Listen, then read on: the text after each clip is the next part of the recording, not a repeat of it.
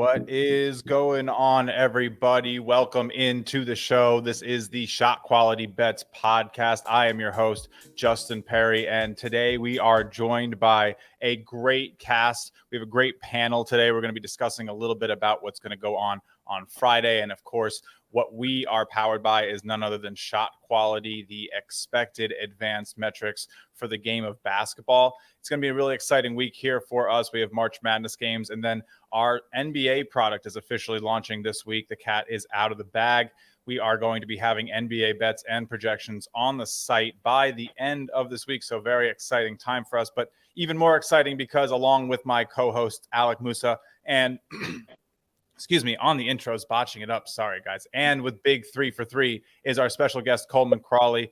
Coleman, dude, thank you so much for popping in today and joining us on the podcast. How have you been, dude? It's been like 70 games since we saw you last? Yeah, dude, it has been nuts. Did 100 games in 81 days. Definitely nice to take a little bit of a break this week and kind of relax. Haven't been able to do that for coming up on 3 months. But thank you all so much for having me. Excited to talk some basketball. Yeah, we're really excited to have you. I know you have been a big fan of ShotQuality. We're a big fan of yours. So always nice to have you on the show. Of course, Big 3, both you guys saw some pretty great action. Big 3 got to be in Columbus. We were talking about it. But Coleman, what did you get to see for the first weekend of March Madness? What games did you check out? Yes, I went to Orlando first on that Thursday. So kicked off the very first game with a damn near buzzer beater, Furman over Virginia. And I thought, wow, this is going to be a Cinderella year. This is going to be incredible. I'm going to see a ton of upsets. I went 0 for 7 after that. I watched the other 3 games in Orlando, the 12, 13, 4-5 matchups, then decided last minute to fly to Albany, watch those 4 sets of 4, 13, 5, 12 matchups, 0 for 4 there. So it felt like I was a little bit of a mush after that Furman game, but the Furman experience was awesome. Dude, you got to stay away from this Providence game. I mean, this Princeton game, then, dude. You can't ruin the run. So my question, what were the games like? You know, compare them to like what you saw in the regular season. Is the energy really different? I mean, I think something that's pretty awesome about college basketball that maybe some less invested people might know is that there's actually like a lot of energy at, non-tournament games. So what is it really that step up? Like you've been to so many, like what did you really feel when you got to like, the tournament sites compared to right? So the first 63 games were regular season games. Then I went to like 25 or so conference tournament games, and I could tell a step up in the intensity right away in those conference tournament games. The players, the fans, everyone in the building knew, all right, if we're losing, we're going home. Our season's over. Some like a UAB got to go to the NIT, but in terms of pursuing an NCAA tournament, those shots will be done. So that was a unique experience to see that change, and it was definitely very evident. In NCAA tournament play, it changes a little in that these teams go from like a Furman, who was a 1 seed in the SoCon, go from being the favorite in nearly every game they're playing to the underdog. And so it's unique to watch them kind of wear that role, almost like a badge of honor that, hey, yeah, we're coming in as the upset team and we're going to make some noise. So I could definitely see a step up in the intensity. And, to be honest, for those mid-major teams, I got a little biased in watching them dominate their conference competition, that I probably overestimated how good they would be once they saw Power 6 or, 5 seeds or better. For sure. I love it. Any Alec or Big 3, you guys got any thoughts for how Coleman spent his season? I mean, kind of living the dream out there. It is living the dream. I'll be completely honest with you. I watch his videos on TikTok because, I don't follow a lot of people on there, but he's one of them. And the energy every single game, like some games he'd be, first off, he's a Towson super fan. Yeah. But it's like those guys love him. Like the energy he has behind the bench with those guys. It's one thing, like I did one where I was at the Pac-12 tournament. I'm like 20 rows up. I'm just screaming to be a lunatic. He's like in the trenches with the team. Like, you might as well be on the team. Might as well be a basketball manager. I'm like, damn. And then to see them go from, hey, we're playing regular season games to conference tournament games to the big dance, like, Dude, it is a dream. No, real for anybody that loves college basketball, which is the four of us right now. It's awesome. So kudos to you, dude. Thank you, Alec. Thank you. No, I can't disagree with that either. It's pretty cool to then, have gone and watched like the Furman game, against the Virginias, because you've kind of established yourself as like, the mid-low major guy, and I think it's like pretty cool to then like be there in person. And man, I'm just impressed with the going to 2 different sites for the first round. I'm not kidding you. I love college basketball, and I can sit on the couch and watch college basketball all day. After watching four games in a row back to back, you're in the gym for, I don't know, 12, 13 hours, whatever it is that day. You need a day on the couch. At least I do. I just cannot believe that you traveled from Orlando up to Albany and then watched another 4 games the next day. That is just one of the most incredible 2 days of sports I've ever heard of. So yeah, that's awesome, man. Thank you all very much. I'm not going to lie. It was absolutely exhausting. I got very, very little sleep over that stretch, but I knew, hey, this is everything I've been building towards. This is the big time. I've got to catch every Cinderella that I can. And that my journey speaks to the unpredictability of college basketball in that I go to 100 games over 81 days. I never see Farley Dickinson. I never see Florida Atlantic, and they're playing each other in a game to go to the Sweet 16. So I've got to get a little bit better at predicting who these Cinderellas will be next time around. But yeah, without a doubt, a surreal, crazy experience for sure. Hey, I mean, I know you're a big Colgate fan. We're pretty big Colgate fans over here at ShotQuality as well. We had them winning the ShotQuality score. So something interesting there. And of course, we had an interesting discussion about it around how the metrics work and what it means when you have a team like Colgate who's pretty freely taking threes at the end of the game to try to get back in it and what it can do to a shot quality score. But honestly, I think the metrics have honestly helped a bit. I know you talk a lot about the shot quality. Have you, has using the analytics that we have here at SQ like changed the way you kind of see some of these teams or evaluate some games? Absolutely, because I think the idea and what Simon, like I saw his original article of launching this shot quality idea is so solid. Like I love what he was upset about, that in a normal stat sheet when, Colgate will take, for example, Tucker Richardson draws 2 defenders, kicks it to the best 3-point shooter in the country, Oliver Lynch-Daniels, for a wide open 3. If for, that possession, that shot doesn't go in a normal stat book, that's not a good possession. You went 0 of 1, the team got the rebound, whatever. But in actuality, that is an awesome possession. Given, Oliver's shooting ability, that's probably 1.5 points per possession at minimum, that shot. So thinking about the game differently based on you all's analytics has definitely changed how I view the game and what's a good possession and what isn't.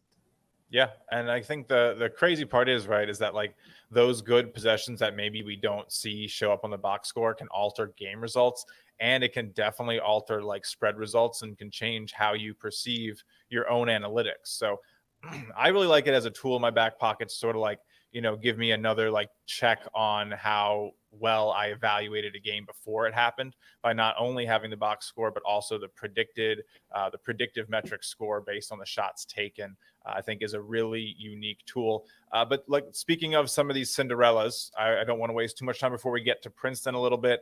They are our Cinderella right now. They have a big match coming up against Creighton. What have you seen, Coleman, following around all these mid-majors, watching the Princeton games, maybe watching the tape from them, trying to see what's been going on? Have you seen anything? Like what has really gotten them to this point, in your opinion? So to be completely transparent with you, Princeton was a team I did not have my eye on. I watched them twice this year. In both times, I bet against them. I watched them at Penn, at the Palestra, however you say it.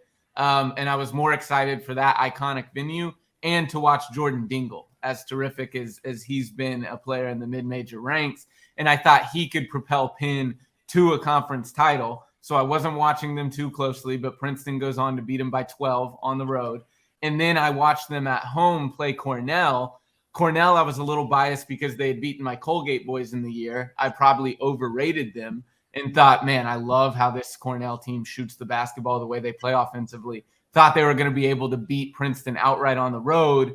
They got up 13 and Princeton fought back. So Princeton, I think their offense and the style that they run is one that's hard to prepare for, that Ivy League teams, maybe seeing them twice a year, ironically enough, may be better at defending it than, let's say a Missouri who was coming off and has to prep for Princeton in two games. What Princeton did an awesome job of in that Arizona game. Arizona, top 10 in the country in tempo, holding them to 55 points, dictating the tempo, their style of play. And then what makes Princeton so unique is having a 6'7" playmaker in Tosan Ebawoma. I don't know if I'm saying his last name correctly, but a guy that can generate ball movement and offense through his passing and is also their go-to scorer. And then they're such a good shooting team that they can always come back. They're not like a Charleston, a Furman, an ORU, in that they're always a high-volume three-point shooting team, so it creates inconsistency. They're not necessarily super high volume in it, but when they do shoot them, they are terrific at shooting them. And when Tosan draws so much attention, it helps their shooters be able to perform, in being a little bit more open. I love it. So let's get into it, and everyone can kind of join in on this one. I'll give my thoughts too, but and Coleman, you can lead us off. You make some really great points about this team. What are they going to have to do against Creighton? Like what's it going to take? I mean, they're 9.5 point underdogs. Market seems pretty low, expecting Creighton, who just beat Baylor, to have apparently no problem with them. Do you think that's spot on? Are you going to be taking the points? What's your thought on how they approach this and how you're approaching it? Usually this is where the run in. St. Peter's didn't allow their run to end here, but usually when you get 4 or 5 days to prepare for an upset team that, let's be frank, is less talented than you are, this is where those Cinderella runs end in that Sweet 16 matchup. Personally, I love Creighton's balance. I think they were underseeded. They missed Kalkbrenner for some time in November, early December, where they racked up several consecutive losses, that I think this is a much better team than where they're seated as a 6 seed. I don't love it for Princeton because Creighton is so balanced. Arizona, fast tempo, very offensive oriented, not that great a defensive team. Missouri was a team that seemed to find a way to win a lot of close basketball games this year that you all would, probably attribute to record luck, or maybe, they finished better than what their team was in actuality. I don't think that's this Creighton team. This is an underrated team, as opposed to, I feel, Arizona, Missouri overrated. I see Princeton having a tough time beating this Creighton team. Big three, what do you think?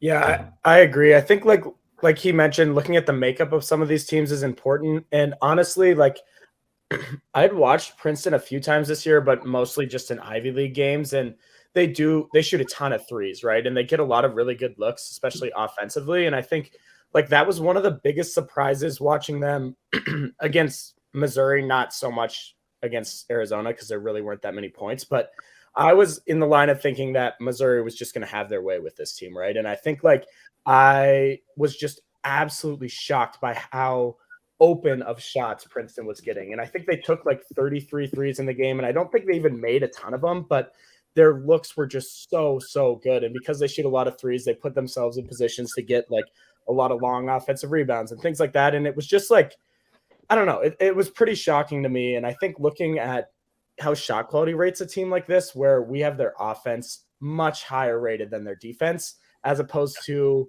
a lot of these different box score analytics sites that actually have their offense and defense super close, which is a huge disagreement between ShotQuality and them. And it's because they do take really, really good shots offensively. And I think that we do believe that the quality of their shot on offense is awesome. But defensively, I think we think that they've gotten a ton of luck, right? And you can see that there with the 0.08 projected points per possession on defense allowed and 1.04 shot quality expected. So I think that that's pretty notable with this team. And I think you look at the makeup of the defense of the teams that they've played, especially Missouri. Missouri pushes you to the 3-point line a lot, right? They're a team that kind of wants you or is tempting you to beat them at the three. They shoot, or they allow opponents to shoot a ton of threes. Creighton, exact opposite. Creighton's top 10 in the country in fewest 3-pointers allowed by opponents. And I think like that's really just something that suits them well for a game like this against Princeton. And also, like Coleman mentioned, it's a good defense. This is like, especially Missouri defense is really, really bad. And I think like Arizona defense is better, but still not up to the same par as Creighton. So I think this is too good of a defense. I don't really like it against the spread. I think 10's a lot of points, but this is a much better makeup of a team to take care of business here, I think. Yep. And the shot quality model is not recommending any of our bets here at the time. Musa, what are you thinking? You have a bet on this game? You like any side? You think Creighton rolls, or you like Princeton to keep it a little bit more tightly contested? Well, I mean, just looking at the Princeton's team page on shot quality, their wins against Missouri and Arizona were also shot quality wins. I know we were talking about that when they upset Arizona. We were really curious to see the SQ results. Like, they beat Arizona by 4. Shot quality had them winning that game by 8. They blew out Missouri. Shot quality, we still had them winning by almost 10 points.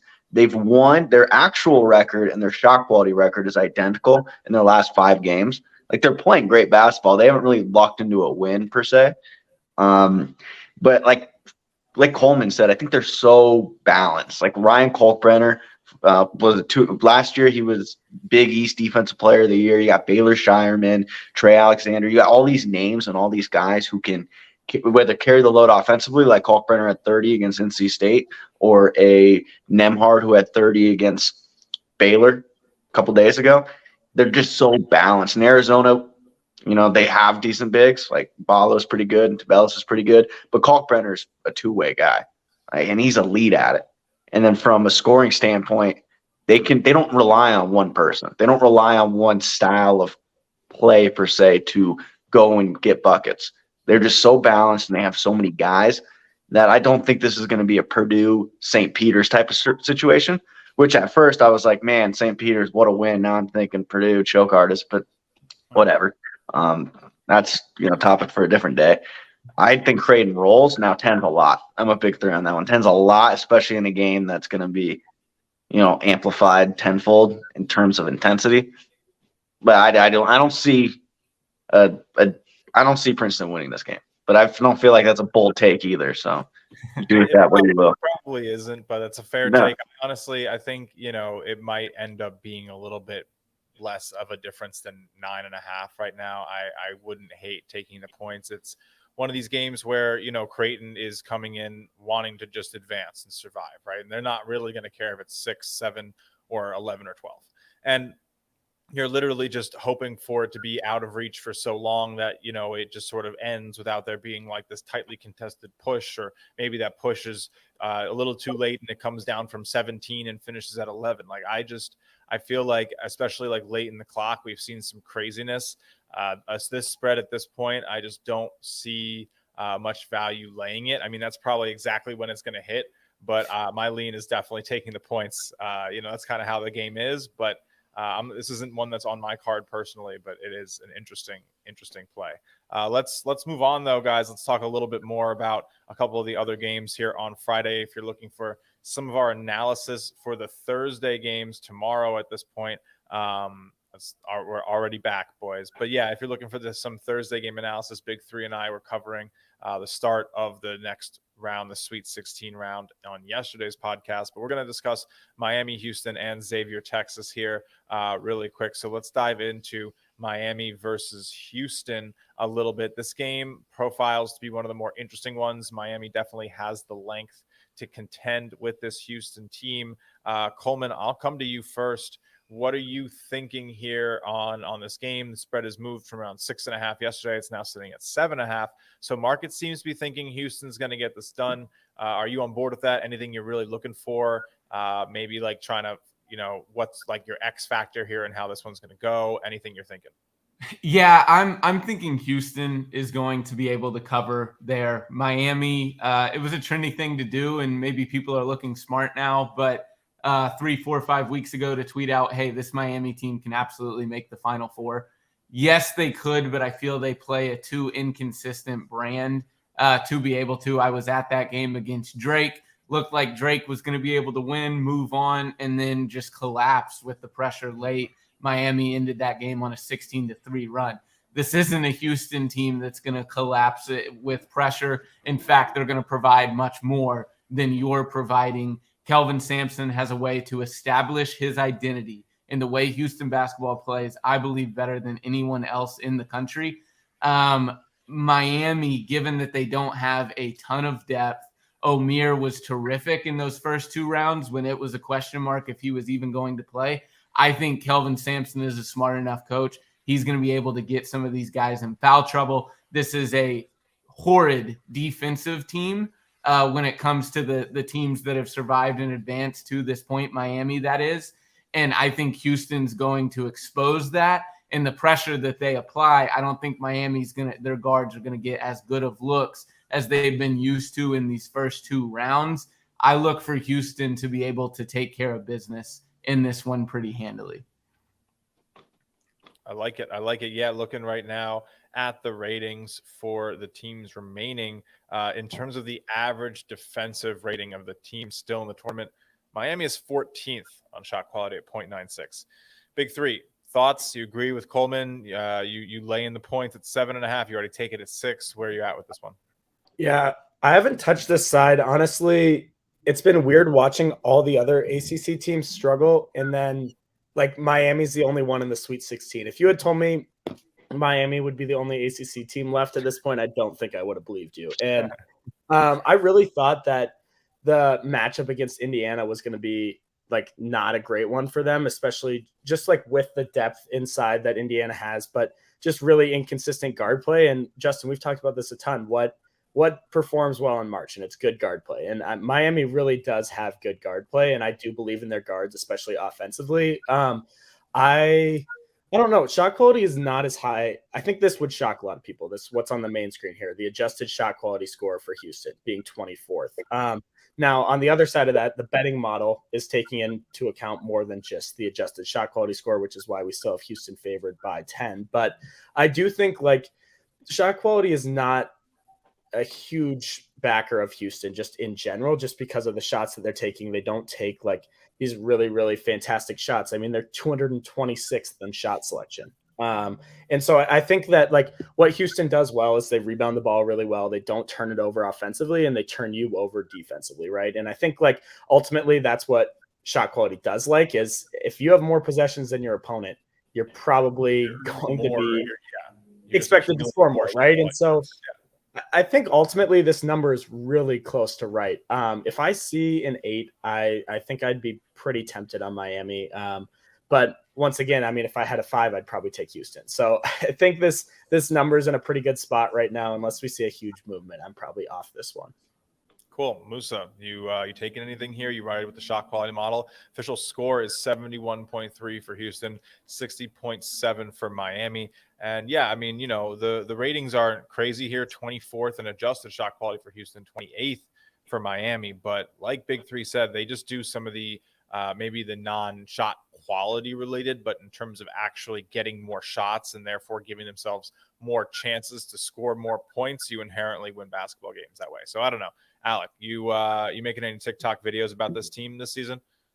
I've made TikTok videos about their opponent, Indiana, in the round of 32, and how much we were kind of not sold on the product they were giving us heading into the big dance. And honestly, I thought Miami got a good draw with Drake, a pretty good mid-major team for what it's worth. They got really good players. They all should be working on, like, their second NBA contract, but they're still playing, you know, NCAA basketball, like the oldest team in the world.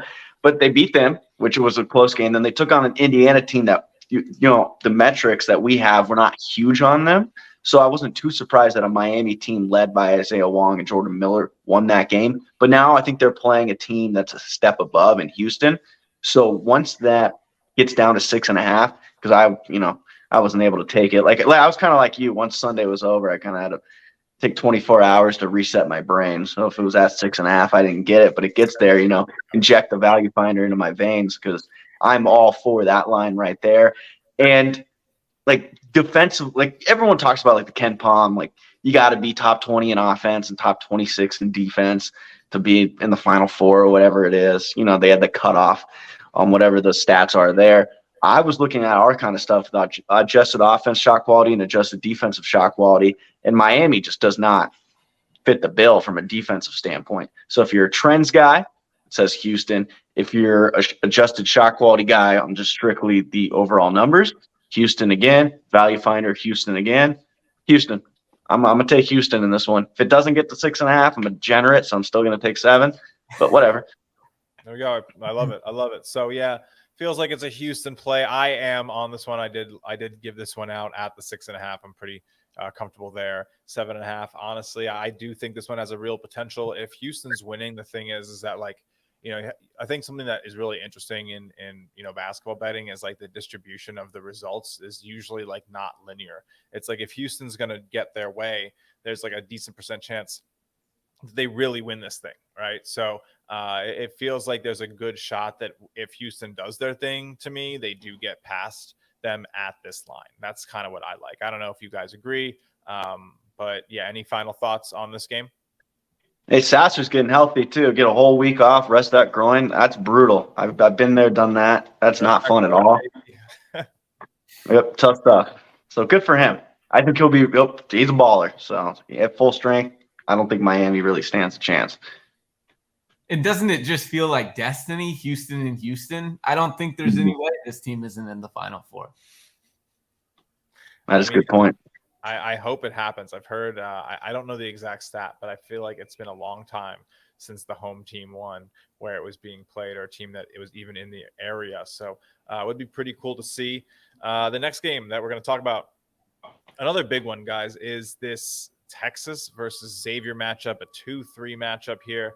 Well, I will start with big 3 on this one. I'm going to come to you. But first, I'm going to tell you guys from our Sweet 16 SQ rankings that are on the ShotQuality Twitter. Texas is currently the 5th overall team in our ratings left, and Xavier is going to be all the way down at 13th. We're really pretty equally low on their offense and their defense. Texas coming in right now with a really like a top 2 defense left here, and only topped by UCLA, who we know is missing one of their key parts of that defense. So Texas might be the best defense left in the tournament. I don't know what you guys think. I kind of think this is going to be a tough one for the line. I think it's around 3.5, 4 points right now. I don't know. Big 3, you tell me what you're thinking.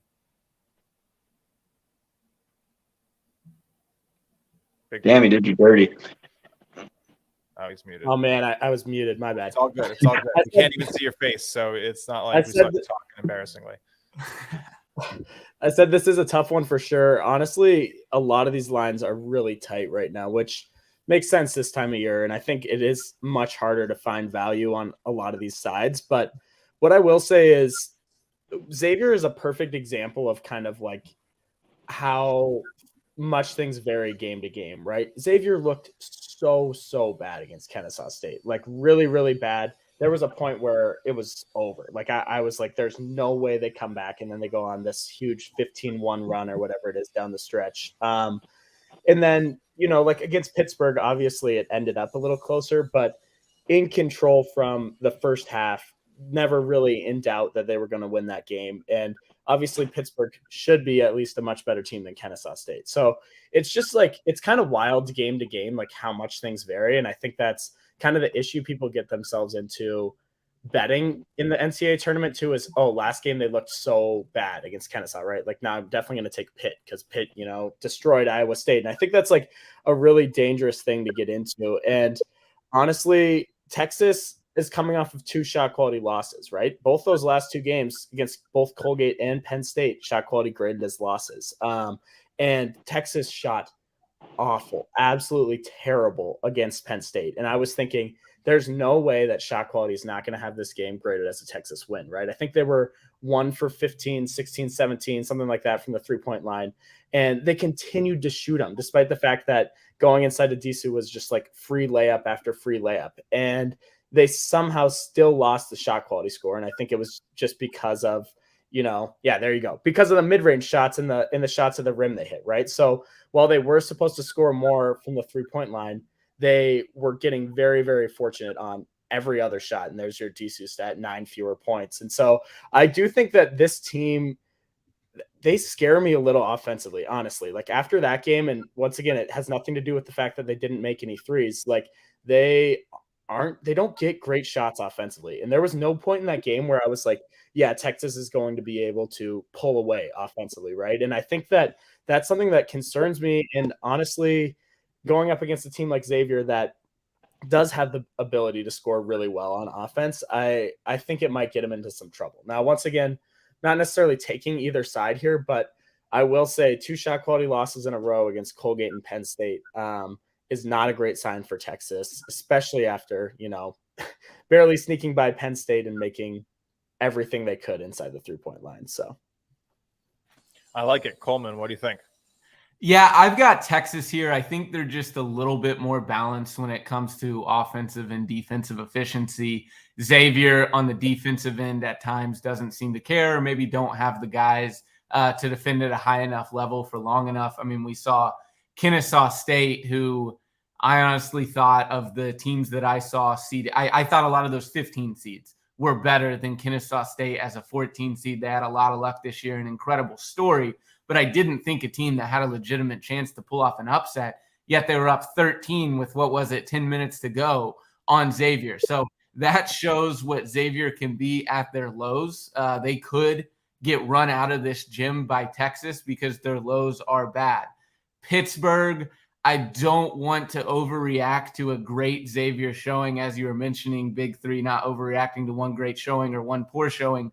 I don't want to overreact to performing really well against a bad Pittsburgh defense that I was kind of shocked, if not for a horrific offensive performance from Iowa State. I was shocked Pittsburgh was able to get, to the round of 32.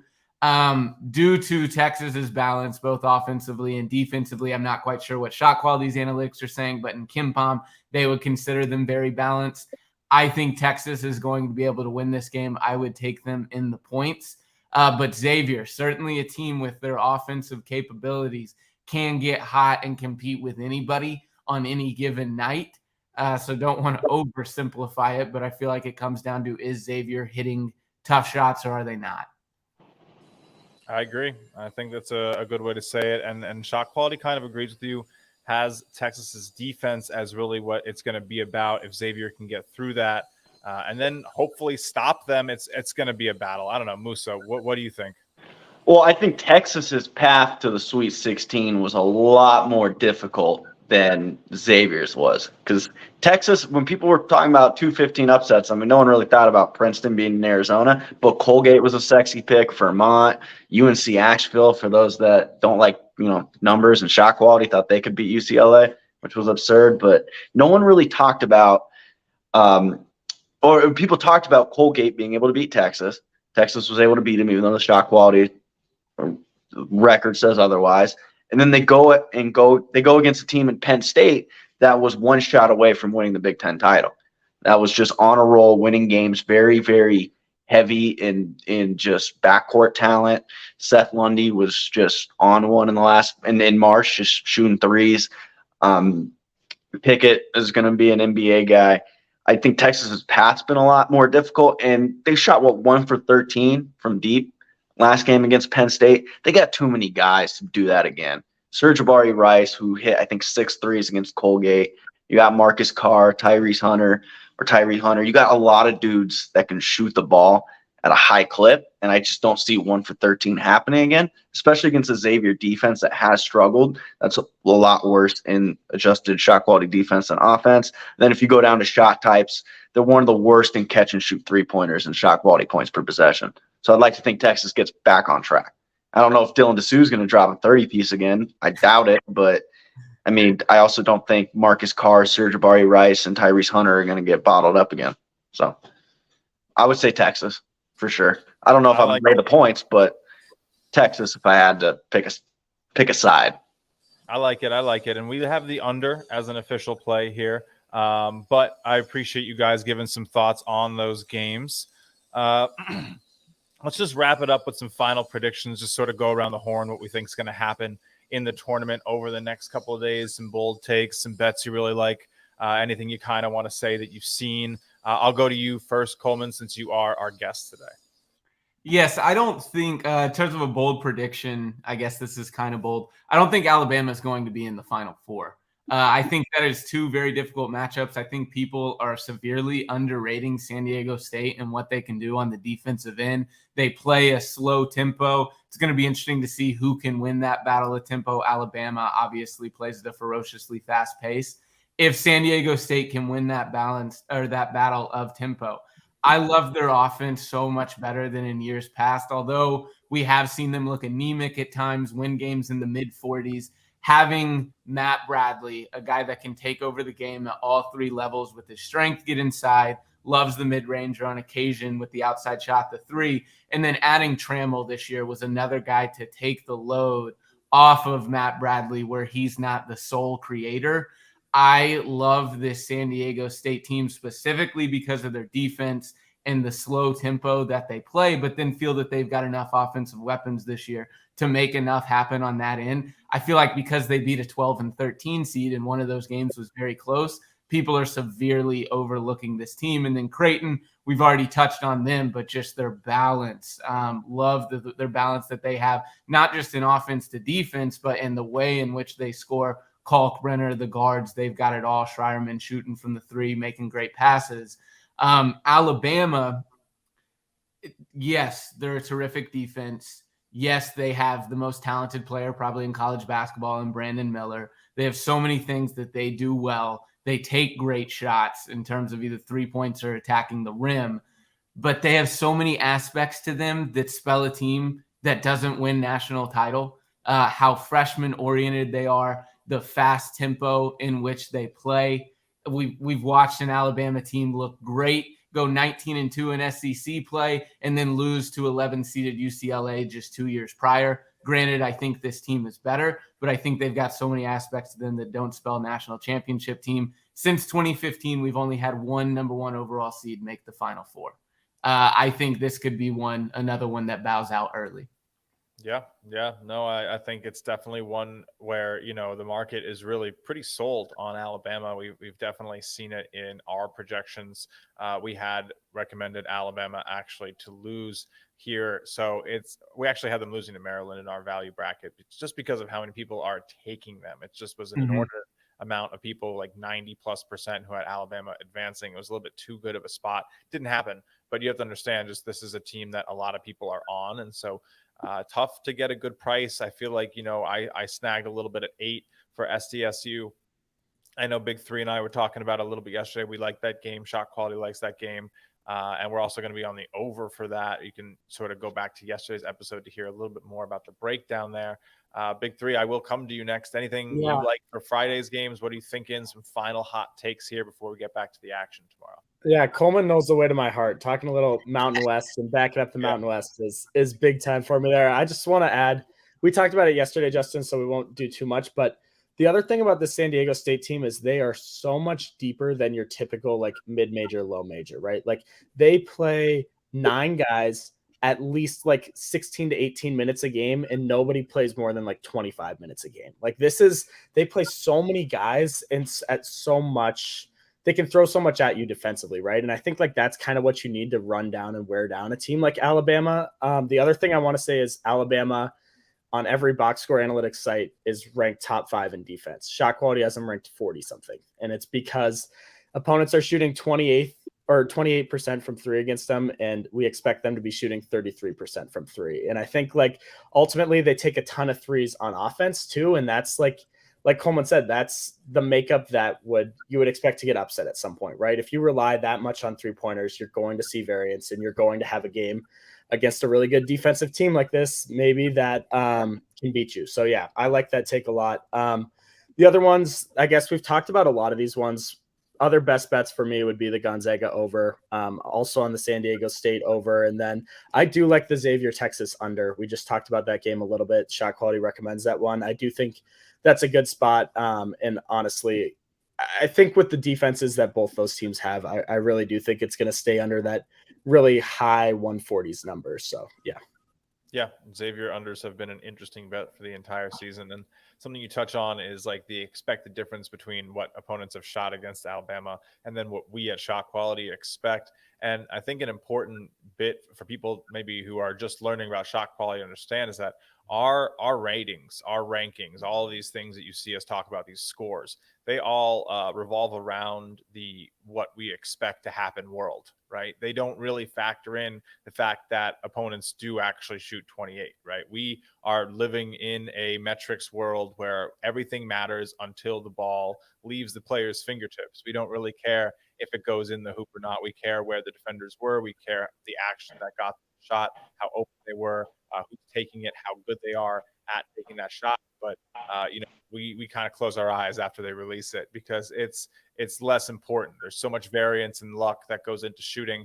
We care about the repeatable result, which is really to get a good shot. So Alabama is going to grade worse because we see them as a team allowing opponents to shoot an expected 33%, not their actual 28. So that's a little bit of a behind the curtain understanding, I guess, of how shot quality actually sees things and helps us evaluate things, and probably why we like the San Diego State team is cooked into part of that. So really cool part of how shot quality works. It is blind in maybe one of the best ways because there can be so much box score bias, right? You can get so glued to, oh, this team just blew this team out. And like, a really great example that actually they covered on CBS Sports HQ really quickly this weekend. Shout out to Mike McClure and Tommy Tran over there. But they really quickly brought up the Duke Oral Roberts score was actually projected to be a 1-point game. And then we saw what happened with Duke the following game. Everyone was like, oh my gosh, they just crushed Oral Roberts. They should crush Tennessee. It doesn't always work out because there can be luck in those scores. So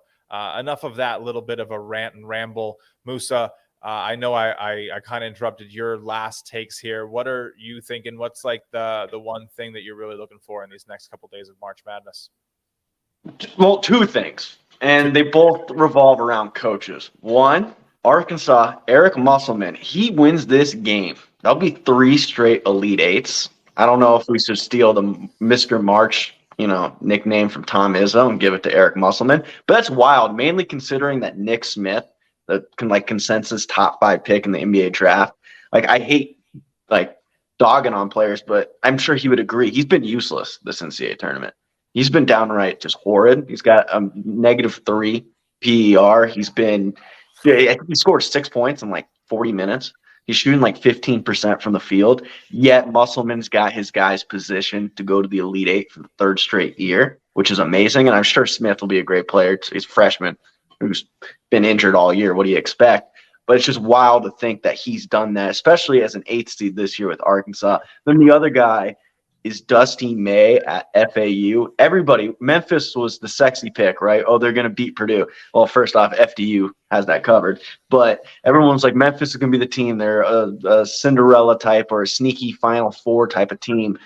And nobody was giving FAU the credit. Yet they won 30 games in Conference USA this year. And they go on and, you can say what you want about the last play against Memphis, whether they got the timeout or not. FAU goes and scores, and they win the game.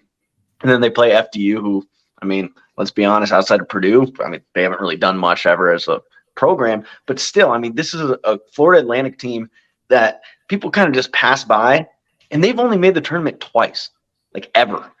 They never won a tournament game until this year, and they have 2 wins. And then on the Sweet 16, I feel like they're not getting their flowers. So I wanted to give my flowers to the Florida Atlantic Owls because that's insane. They hadn't made the tournament since, let's see, I got the year right here, 2001, when they were in the ASUN.